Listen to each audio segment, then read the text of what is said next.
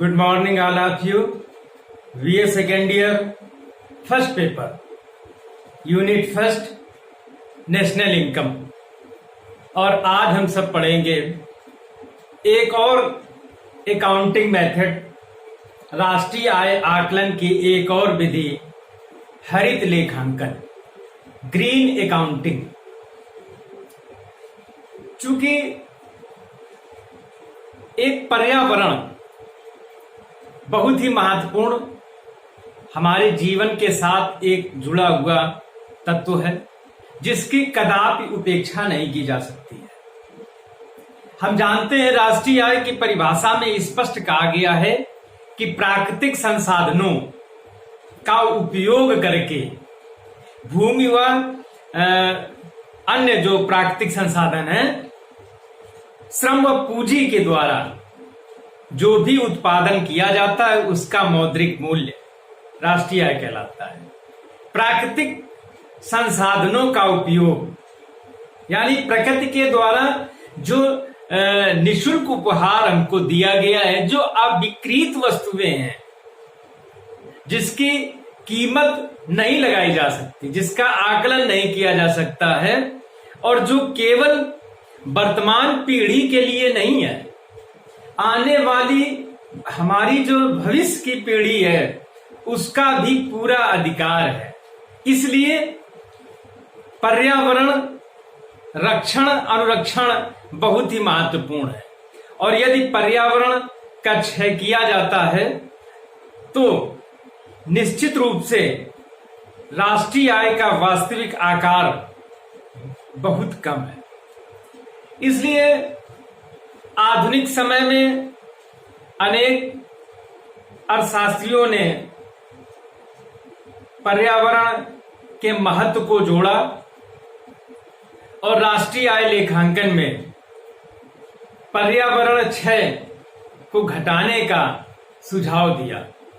हमारे सामने राष्ट्रीय आय लेखांकन की आधुनिक प्रणाली हरित लेखांकन प्रस्तुत की गई। इसमें राष्ट्रीय आय का जब हम आकलन करते हैं तो उसमें पूंजीगत वस्तुओं की घिसावट यानी मूल्य ह्रास को निकाला जाता है और पर्यावरण क्षरण या पर्यावरण ह्रास की उपेक्षा की गई।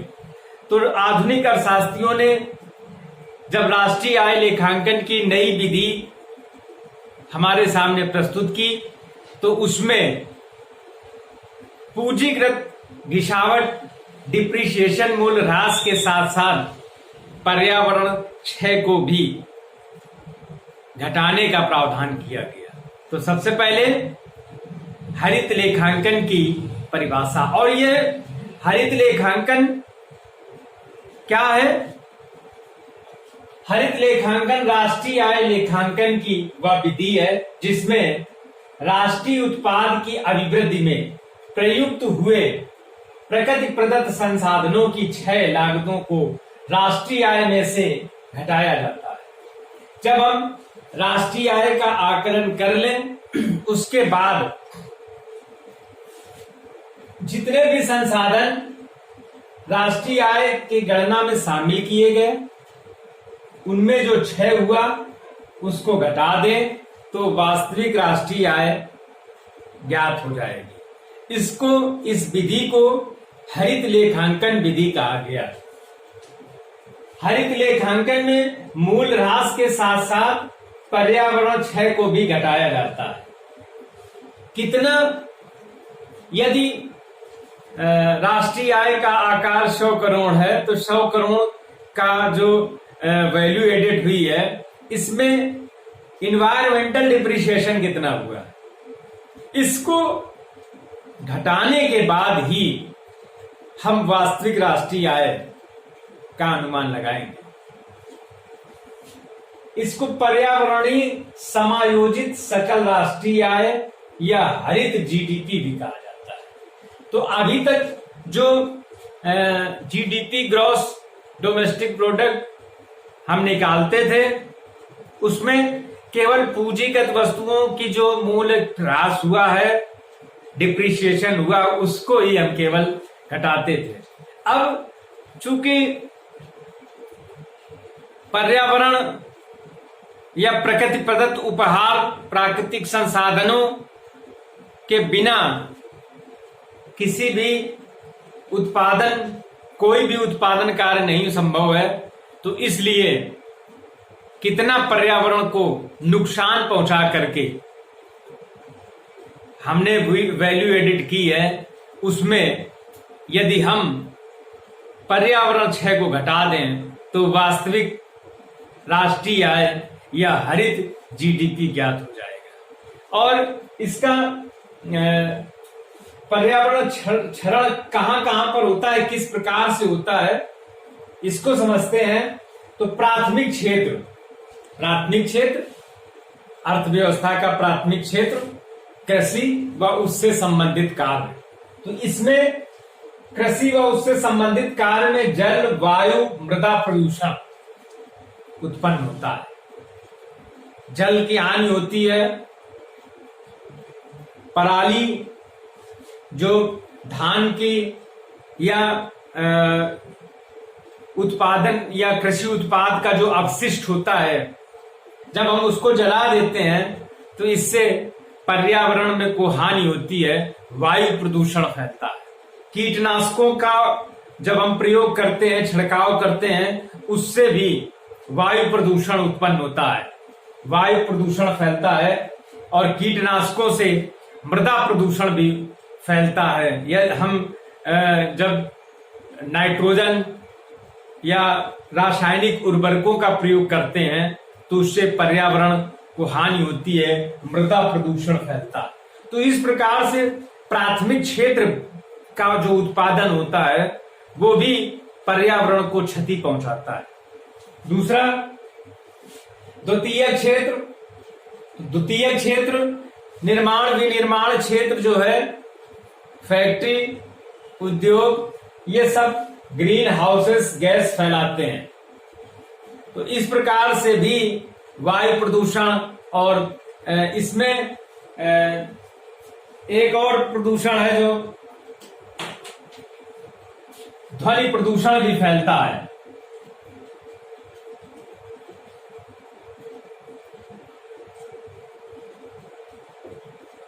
ध्वनि प्रदूषण चूंकि फैक्ट्रियों से निकलने वाला जो धुआं है वो वायु प्रदूषण फैलाता है, और जो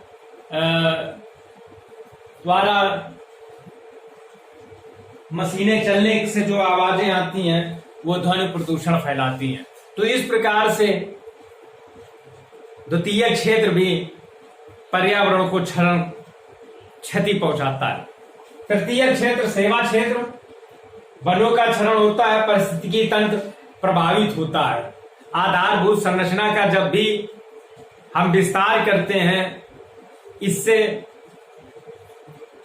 नई नई समस्याएं उत्पन्न होती हैं। पारिस्थितिकी तंत्र जो होता है वो असंतुलित हो जाता है। तो इस प्रकार से तृतीय क्षेत्र से भी पर्यावरण क्षरण होता है। तो राष्ट्रीय आय लेखांकन में पर्यावरण क्षरण या पर्यावरण को शामिल क्यों करना चाहिए? महत्व इसका हरित लेखांकन का, राष्ट्रीय आय में प्राकृतिक संसाधन योगदान देते हैं। हम जानते हैं कि प्राकृतिक संसाधनों का उपयोग करके ही श्रम व पूंजी के द्वारा जो उत्पादन कार्य किया जाता है उसका मौद्रिक मूल्य ही राष्ट्रीय आय कहलाता है। तो इस प्रकार से जब राष्ट्रीय आय में पर्यावरण योगदान दे रहा है तो पर्यावरण क्षरण कितना हुआ, पर्यावरण ह्रास को भी घटाना चाहिए। प्रकृति का निःशुल्क उपहार है पर्यावरण, प्राकृतिक संसाधन प्रकृति के निःशुल्क उपहार हैं, और प्रकृति के निःशुल्क उपहार होने के कारण से वर्तमान पीढ़ी के साथ साथ भविष्य की सभी पीढ़ियों का बराबर अधिकार है। इसलिए पर्यावरण क्षरण को राष्ट्रीय आय लेखांकन में शामिल किया जाना चाहिए। गैर विकृत वस्तुएं हैं, ये अमूल्य निधि है, दुर्लभ है, कुछ अनवीकरण संसाधन हैं, तो इसलिए ये बहुत ही महत्वपूर्ण है। और इस महत्व के कारण राष्ट्रीय आय आकलन में पर्यावरण क्षय को शामिल किया जाना चाहिए। भविष्य की पीढ़ियों का भी अधिकार है। प्राकृतिक संसाधन प्रकृति के निःशुल्क उपहार है और प्रकृति के निःशुल्क उपहार होने के कारण से भविष्य की सभी पीढ़ियों पर इसका बराबर अधिकार है। इसलिए पर्यावरण क्षरण रोकने का प्रयास किया जाना चाहिए और हरित लेखांकन एक दिशा प्रदान करता है। हरित लेखांकन ये बताता है कि एक अनुमान के रूप में या एक उदाहरण के रूप में कि 100 करोड़ का यदि वैल्यू एडेड हुई है, तो इसमें यदि 10 करोड़ का भी पर्यावरण हानि हुई है तो वास्तविक राष्ट्रीय आय जो है वो 90 करोड़ ही है। तो इस प्रकार से हमें जो पर्यावरण क्षरण 10 करोड़ का हुआ है, जिसका अनुमान 10 करोड़ लगाया गया है, इसलिए पर्यावरण रक्षण के लिए ये 10 करोड़ रुपए, कम से कम 10 करोड़ रुपए यदि हम व्यय करेंगे तो हम उसी स्तर को प्राप्त करेंगे जिसका अधिकारी आने वाली भविष्य की पीढ़ी भी है। तो इस प्रकार से हरित लेखांकन राष्ट्रीय आय आकलन की बहुत ही महत्वपूर्ण विधि है। वार्षिक परीक्षाओं में प्रायः ये पूछा जाता है कि हरित लेखांकन से आप क्या समझते हैं। वर्ष 2020 की बीए द्वितीय वर्ष की वार्षिक परीक्षा में फर्स्ट पेपर में लघु उत्तरीय प्रश्न में पूछा गया था इस बार कि हरित लेखांकन से आप क्या समझते हैं। इस प्रकार से यह प्रश्न कंप्लीट हो जाता है। Thank you.